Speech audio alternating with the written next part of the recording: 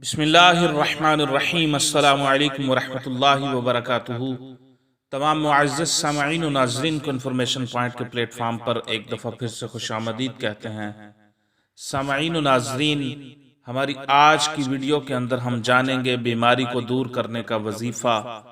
خطرناک سے خطرناک بیماری بھی جسم سے ختم ہو جائے گی، بالکل آسان وظیفہ ہے۔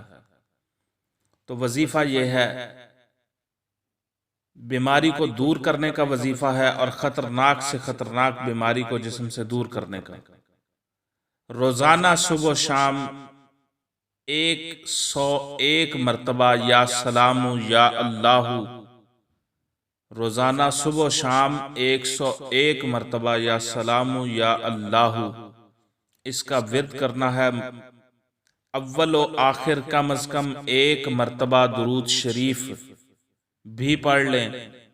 جب تک شفا نہیں ملتی کامل یقین کے ساتھ پڑھیں۔ اور دوسرا، جب آپ 101 مرتبہ یہ ورد کر رہے ہوں تو اس دوران گفتگو کرنا منع ہے۔